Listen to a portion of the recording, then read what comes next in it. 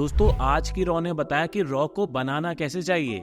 ये रॉ तो इस साल की सबसे बड़ी रॉ मुझे नजर आई। सस्पेंस, सरप्राइज और शॉक सब था आज की रॉ पे। नमस्ते दोस्तों, कैसे हैं आप सब? आपके साथ तोमर साहब। आप देख रहे हैं WWE फटाफट, जहां मिलेगी आपको रॉ और स्मैकडाउन की अपडेट्स फटाफट। So let's roll in. आज दोस्तों शो की शुरुआत करते हैं ट्रिपल एच। हाँ जी, आज की रात तो भरी पड़ी है। वक्त भी वैसा चल रहा है जहाँ सबके अपने अपने ओपिनियंस हैं इस बिजनेस को लेके, चाहे वो फैंस हो, चाहे वो रेसलर्स हो, चाहे वो मीडिया हो, सबके अपने अपने ओपिनियंस हैं। और एक और चीज के बारे में सबके अपने अपने ओपिनियंस हैं कि कौन है सबसे बड़ा रेसलर इस कंपनी का। किसी के पास इन रिंग वर्क बहुत अच्छा है, किसी के पास करिश्मा बहुत ही अच्छा है, कोई माइक पे सबकी बोलती बंद कर देता है। लेकिन मेरी नजर से देखो, तोल मोल के किसी भी तरह देख लो, कुछ भी कहीं से देख लो, एक बंदा है जो WWE को पूरी तरह बदल देता है। गालियां खाता है, अप्स देखता है, डाउन्स देखता है, सब कुछ करता है इस कंपनी के लिए ताकि ये कंपनी उठ पाए। और इस बिजनेस का वो सबसे बड़ा एसेट रहा है और मेरे लिए भी वो ही ग्रेटेस्ट ऑफ ऑल है। तो तैयार हो जाओ, आने वाले हैं तुम्हारे होम टाउन के hero, greatest of all time, John Cena. दोस्तों आज की रॉ हाउसफुल थी और सिर्फ एक बंदे के लिए, जॉन सीना के लिए। और दोस्तों ये होता है ऑरा, ये होता है दम किसी भी अरीना को फुल भर देने का, चाहे टिकट प्राइस कितने भी हो। लेकिन जॉन सीना आ रहे थे तो हाउसफुल होना ही था। थैंक्स यार, क्या इंट्रोडक्शन दिया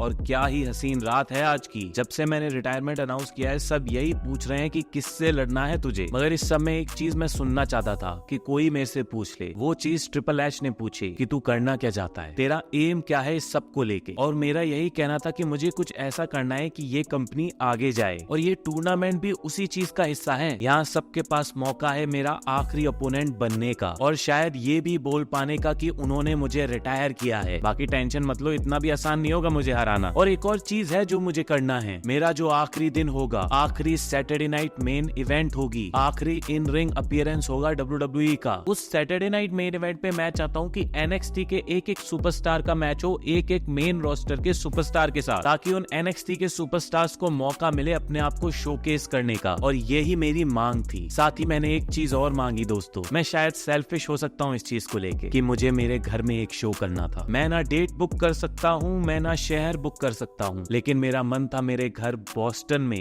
एक शो करने का। मैंने पहली बार WWF का एक शो यहीं देखा था, बड़े बड़े पोस्टर्स लगे देखे थे रेसलर्स के, देखा कि सब कितने खुश हो जाते हैं उनको देख के। मैं भी उनकी तरह ही बनना चाहता था और आज मैं वहीं खड़ा हूँ दोस्तों। तभी दोस्तों मैंने जो कहा था वो चीज हो जाती है। डोमिनिक मिस्टीरियो की एंट्री हो जाती है और मैं तभी समझ गया था कि इंटरकॉन्टिनेंटल चैंपियनशिप अब तो जॉन सीना जीतने ही वाले हैं। कितने दिनों से हम बात कर रहे थे किस तरह डोमिनिक और जॉन सीना का फेस ऑफ कहीं ना कहीं हो सकता है। तो डोमिनिक मिस्टीरियो वहाँ पे IC टाइटल के साथ में एंट्री करते हैं। चलो चलो अब मेरा भी स्वागत करो, क्योंकि यहाँ फ्यूचर की बातें हो रही हैं, तो मेरी बात होनी चाहिए ना, किसी बुड्ढे की रिटायरमेंट पार्टी की थोड़ी। अरे भाई रुक जा डॉम मिस्टीरियो, स्वागत है बॉस्टन में तेरा। अबे ओ, ये ना तेरे बारे में है ना बॉस्टन के बारे में। मर्दों को बात करनी चाहिए और बुड्ढों को साइड में बैठना चाहिए और तभी बोलना चाहिए जब बोलने को कहा जाए। बोलता बहुत है तू बेटा, लेकिन लगता है भूल गया है किससे बात कर रहा है और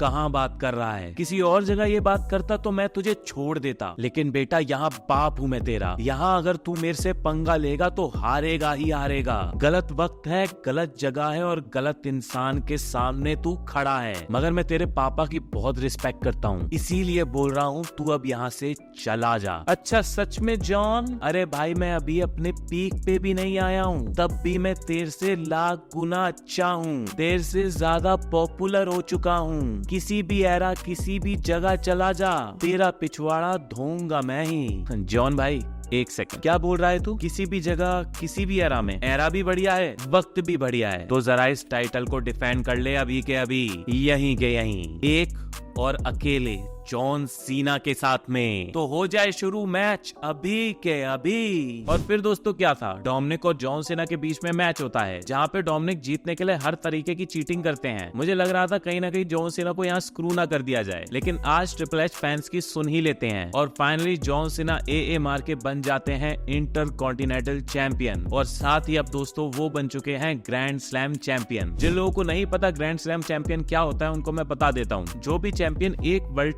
टाइटल और उसके साथ में United states championship, intercontinental championship और टैग टीम चैंपियनशिप जीत लेता है, वो दोस्तों बन जाता है grand slam champion. Finally John Cena ने भी आईसी टाइटल को जीत के अपने करियर का सर्कल कंप्लीट कर लिया है। साथ ही दोस्तों जॉन सीना आईसी टाइटल के साथ में रिटायर भी हो सकते हैं और फिर चैंपियनशिप फैंस को डेडिकेट करके जा सकते हैं। उसके बाद फिर रेसलमेनिया तक पूरा एक टूर्नामेंट हो सकता है आईसी टाइटल के लिए, जहाँ पे फिर रेसलमेनिया में जाके जॉन सीना टाइटल दे सकते हैं जो भी विनर बनता है उस टूर्नामेंट का। बाकी देखिए फाइनली यहाँ पे WWE को क्रेडिट देना पड़ेगा कि जो हमने मांगा वो उन्होंने आज हमें दिया। अब कोई ये मत बोलना कि डोमिनिक का ये छीन लिया, उसका ये छीन लिया। भाई जरूरत थी जॉन सीना को यहाँ पे चैंपियन बनाने की। दोस्तों हमारे साथ हैं एले नाइट। हाँ एले जी, आपका मैच है लास्ट टाइम नाउ टूर्नामेंट में, लेकिन है किसके साथ वो नहीं पता। देखो पहली बात, जॉन सीना को कांग्रेचुलेट करता हूँ ग्रैंड स्लैम चैंपियन बनने के लिए, लेकिन इस टूर्नामेंट का पार्ट बनना मेरे लिए कोई बड़ी बात नहीं थी, क्योंकि ये मेरा काम है। मेरा कोई शौक नहीं है किसी के साथ कोई ड्रीम मैच करने का। लेकिन अब जब जॉन सीना ने टाइटल जीत लिया है, अब इस टूर्नामेंट में लड़ने में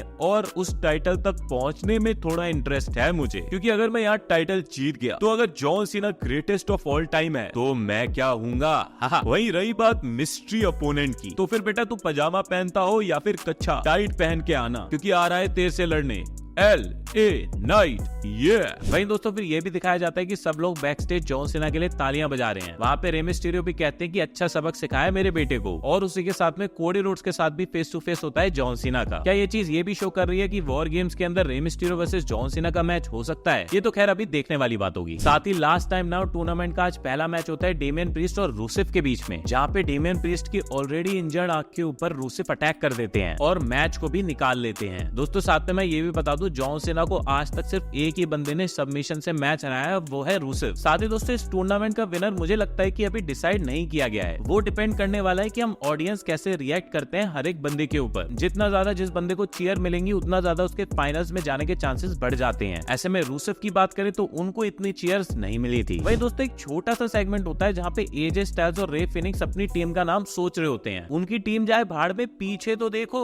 ये चीज देख के कहीं आप भी वो तो नहीं सोच रहे जो मैं सोच रहा हूँ? कमेंट बॉक्स में बताइए। वही दोस्तों जो दूसरा मैच होता है वो होता है शिंसुके नाकामोरा और शेमस के बीच में, जहाँ पे शेमस ब्रोक किक मार के मैच को निकाल लेते हैं। और मैं बता दूं दोस्तों, शेमस ने अपनी पहली WWE चैंपियनशिप जॉन सीना को एक टेबल्स मैच में हरा के ही जीती थी। साथ ही अगर शेमस भी आईसी टाइटल जीत जाते हैं तो वो भी ग्रैंड स्लैम चैंपियन बन सकते हैं। एक थ्योरी में ये भी बताया गया है कि जॉन सीना से शेमस टाइटल जीत के अपना ग्रैंड स्लैम चैंपियन का सपना भी वहाँ पूरा करेंगे। लेकिन मुझे लगता है कि शेमस का यहाँ पे होना ज्यादा इंटरेस्टिंग नहीं बनाएगा उनके लास्ट मैच को। वहीं अगले राउंड के जो मैचेस अनाउंस हुए हैं दोस्तों, उन्होंने भी काफी ज्यादा शॉकिंग चीज कर दी है, क्योंकि जो पहला मैच सेट किया गया है वो है जेवॉन एवंस और गुंथर के बीच में। यानी कि एले नाइट के साथ जो बंदा कंपीट करने वाला है वो गुंथर नहीं होने वाले हैं। तो क्या वो Y2J क्रिस जेरिको हो सकते हैं, या फिर वही होने वाला है जिसका मेरे को सबसे ज्यादा डर था?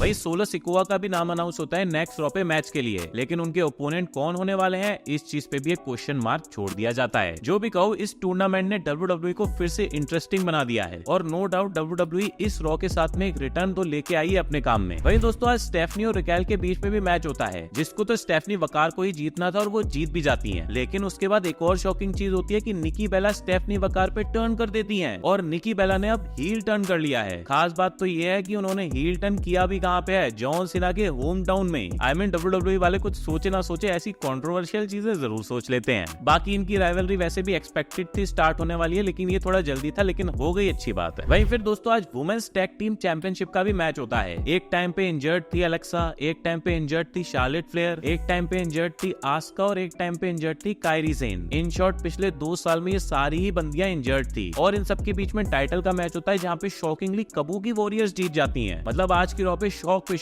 पे शॉक ही लगते चले जा रहे थे। फिर शार्लेट फ्लेयर और एलेक्सा ब्लिस के ऊपर नाया जैक और लैश लेजेंड अटैक कर देती हैं। वहीं तभी रिटर्न होता है हमारे दिल की प्यारी इयो स्काई का, और उसी के साथ में इंजर्ड रिया रिप्ली भी वहाँ पे रिटर्न कर देती हैं। साथ में अनाउंस करती हैं कि वॉर गेम्स में उनका मैच होने वाला है। वहीं आज दोस्तों सीएम पंक भी आते हैं और बार बार पीछे देख रहे होते हैं कि कहीं से भी विजन के मेंबर उनके ऊपर अटैक ना कर दें। बड़ा परेशान हूँ मैं गटर के कीड़े से, और मैं उससे सीधा सीधा लड़ना चाहता हूँ। याद दिला दूं, उसने मुझे पिछले हफ्ते मुक्का मारा था। उस गटर के कीड़े ने मुक्का मारा था, और किसने क्या किया इन सब बातों में मेरे को टाइम वेस्ट नहीं करना। मैं उससे कोई टाइटल का मैच करने के लिए यहाँ नहीं आया हूँ, मैं उससे जूते का मैच करने के लिए आया हूँ, जो वो अपने मुंह पे खाने वाला है। लोगन पॉल, आजा पिछवाड़ा पॉलिश करवा ले अपना। फिर दोस्तों वहाँ पे आ जाते हैं लोगन पॉल। अरे अरे पंक, क्यों थाक रहे हो? तू भी इन लोगों की तरह ना समझ हो गया है क्या? अबे वो टाइम खोटी मत कर, आ और लड़ मेरे से। अरे यार मैं ना बहुत लोगों से लड़ा हूँ, लेकिन जो ब्रॉन्सन रीड ने मुझे सुनामी मारी, मैं तो उनकी टीम का फैन हो गया। वैसे भी जो उनके साथ नहीं, उनमें कोई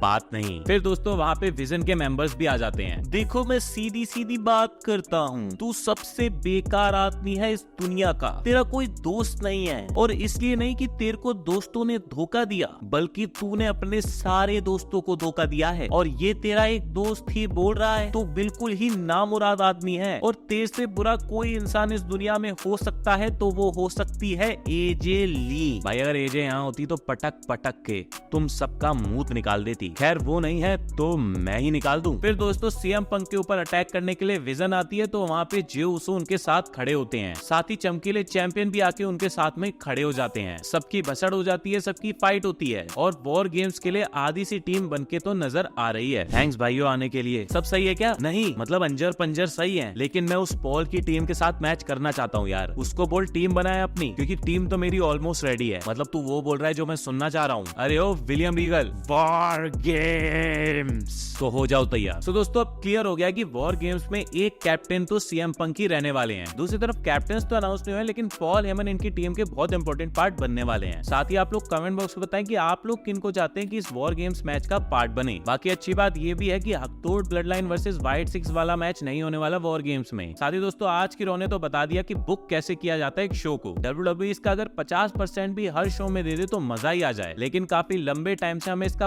5% भी देखने को नहीं मिल रहा था। इस रो पे सस्पेंस था, स्टोरीज थी और शॉक्स तो बड़े बड़े थे। बाकी दोस्तों मिलते हैं आपसे नेक्स्ट वीडियो में, तब तक के लिए सायोनारा।